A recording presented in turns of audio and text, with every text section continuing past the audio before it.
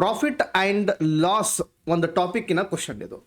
A man byes cycle for 1400 rupees. ಅಂದರೆ ಒಬ್ಬ ವ್ಯಕ್ತಿ 1400 ರುಪೀಸ್ಗೆ ಒಂದು ಸೈಕಲನ್ನು ಬೈ ಮಾಡ್ತಾನೆ. ನಂತರ ಅವನು 15% ಲಾಸ್ನಲ್ಲಿ ಆ ಒಂದು ಸೈಕಲನ್ನು ಮಾರ್ತಾನೆ. ಓಕೆ, ಈಗ ನಾವೇನು ಫೈಂಡ್ ಔಟ್ ಮಾಡಬೇಕು, ಯಾವ ಪ್ರೈಸ್ನಲ್ಲಿ ಅವನು ಸೈಕಲನ್ನು ಮಾರಿದ್ದಾನೆ ಅನ್ನುವಂಥದ್ದನ್ನು ಫೈಂಡ್ ಔಟ್ ಮಾಡಬೇಕು, ರೈಟ್. ಸೊ ಈ ಒಂದು 1400 ರುಪೀಸ್ ಏನಿದೆ ಇದು 100%, ರೈಟ್.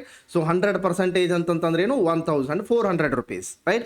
ಸೊ ಈಗ ಅವನು 15% ಲಾಸ್ನಲ್ಲಿ ಮಾರಿದ್ದಾನೆ. ಅಂದರೆ 100 - 15 ಮಾಡಿದಾಗ ಏನಾಗುತ್ತೆ, 85 ಆಗುತ್ತೆ, ರೈಟ್. ಸೊ 85% ಅನ್ನುವಂಥದ್ದನ್ನು ನಾವಿಲ್ಲಿ ಫೈಂಡ್ ಔಟ್ ಮಾಡಬೇಕು, ರೈಟ್.